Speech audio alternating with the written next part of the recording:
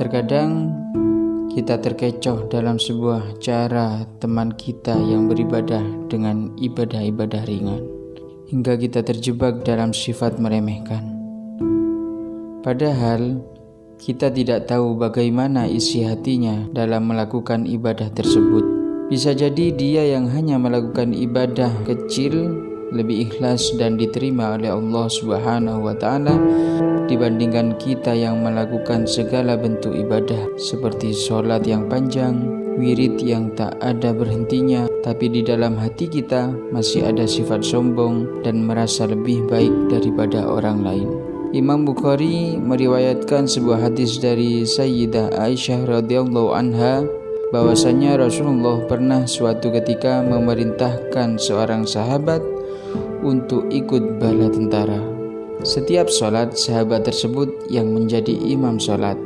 Dalam setiap sholatnya, sahabat tersebut selalu membaca surat Al-Ikhlas. Seusai kembali, jamaah melaporkan kejadian tersebut kepada Rasulullah Shallallahu Alaihi Wasallam. Rasulullah Shallallahu Alaihi Wasallam memanggil sahabat tersebut dan bertanya, mengapa dalam setiap sholatmu engkau selalu membaca surat Qul Huwallah?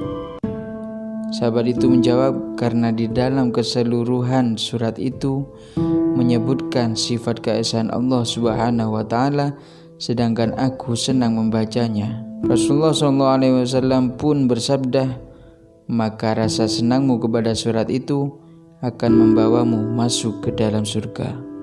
Kita jangan pernah melihat sesuatu yang tampak oleh mata, karena mata bisa saja menipu kita dari luarnya saja. Akan tetapi lihatlah di dalam hatinya. Jika kita tidak tahu isi hatinya, maka lebih baik kita tak perlu berkomentar. Cukuplah bagi kita berhusnudzon kepada orang lain.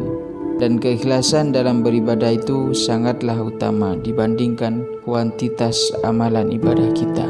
Karena ibadah yang sedikit tapi dengan kualitas hati yang ikhlas itu lebih baik daripada ibadah dengan jumlah yang banyak tapi dia lakukan hanya untuk mencari sensasi dan ingin dipuji manusia.